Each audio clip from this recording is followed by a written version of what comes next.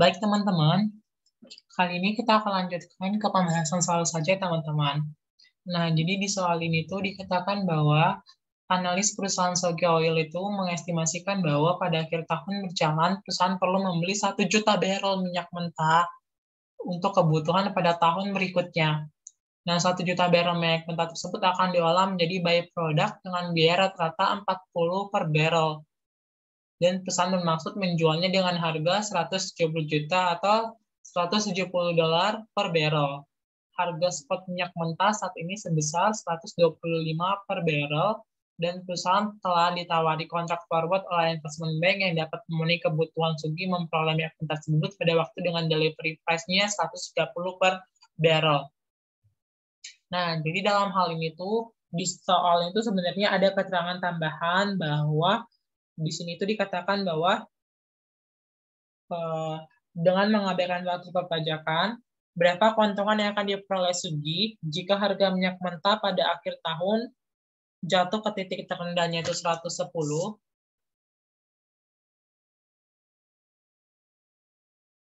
dan atau naik hingga 150. Nah, ini jadi range-nya. Dan di sini tuh TC-nya itu adalah karena di sini katanya 1 juta barrel, berarti kita kaliin price-nya ini dikali sama 1 juta. Nah, refining cost-nya ini tuh adalah biaya pengolahannya yang by product 40 per barrel. Nah, TR-nya ini tuh adalah ini karena dia bakal dijual 170 juta per barrel. Gitu kan, 170 juta. Unhedged profit ini tuh adalah dari ini 170 dikurangin sama TC sama dikurangin sama refining cost. Berarti 170 juta dikurangi 40 juta dikurangi 110, yaitu selisihnya 20. Kalau kita melakukan hedging, gitu kan. Dan di sini tuh untuk profit on forward kontraknya. Nah, di sini kan katanya delivery price-nya itu adalah 130.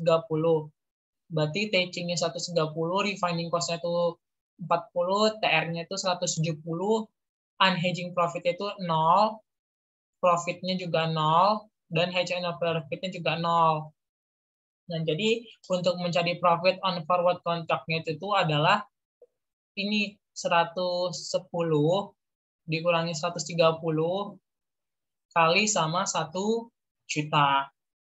Gitu. Karena kita kalau dia di bawah 110 berarti dia kan unfavorable.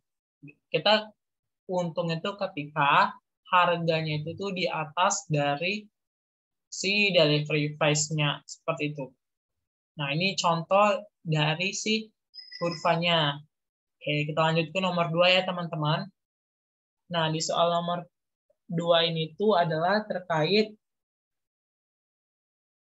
gambarkan grafik profit dan loss untuk kontrak call option yang memiliki exercise price-nya 50 dengan premium 55. Identifikasi break-even point, maksimum profit, dan maksimum loss. Gambarkan juga grafik profit dan loss untuk kontrak call option yang memiliki exercise price 55 dengan premium 6.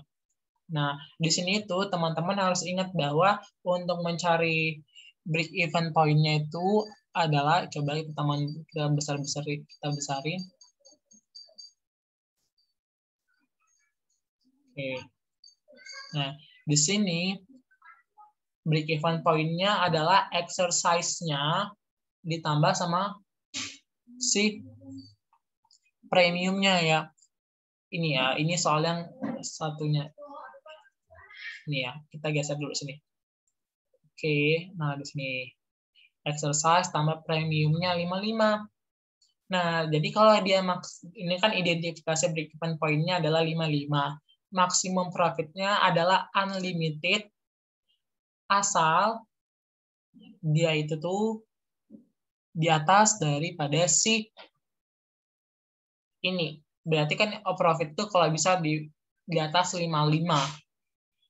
Nah, berarti kita lihat maksimum loss-nya itu adalah sebesar dari premiumnya. Kenapa? Karena kan dia tuh sudah diikat harganya itu di 50. Nah, ketika harganya itu di bawah, berarti kan dia lebih baik nggak usah mengambil opsinya, tapi ketika harganya itu di atas, ya kita ambil gitu, karena kita akan untung gitu ya. Jadi di sini tuh break even point-nya 55. Nah, di sini tuh pokoknya garisan ke atas itu adalah maksimum profit-nya. Jadi maksimum loss-nya itu 5, yaitu sebesar dari premiumnya. Sama seperti ini. Break even point-nya adalah exercise-nya 55 tambah 6, itu 61. Dan berarti di sini tuh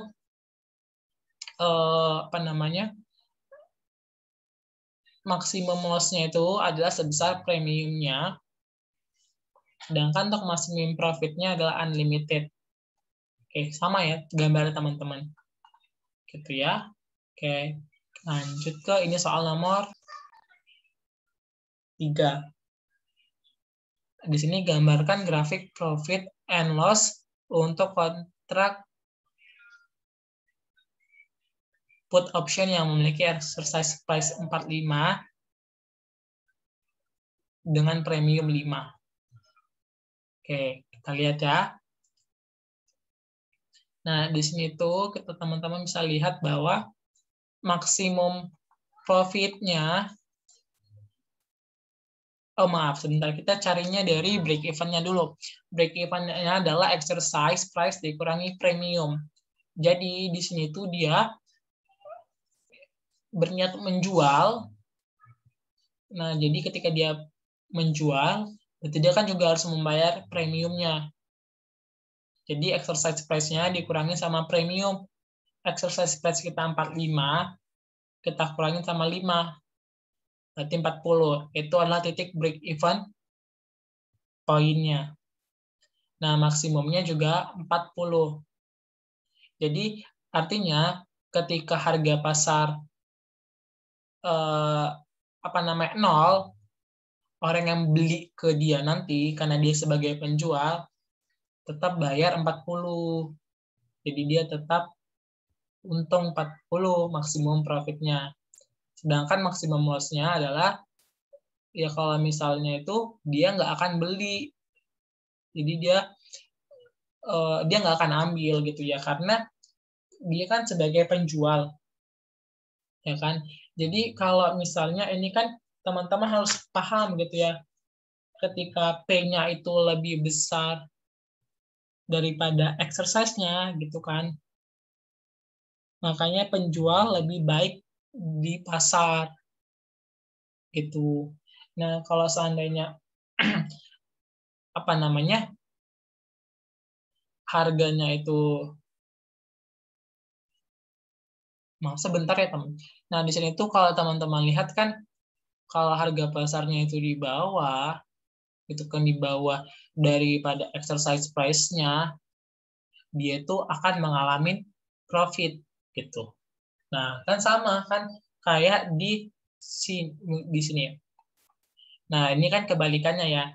Kalau di sini itu dia tuh bakal profit ketika harganya itu lebih besar gitu kan. Jadi dia udah membeli, bakal belinya itu dari targetnya 60, tapi dia misalnya harga pasar 70, ya dia tetap dia harganya sudah dikunci di 60.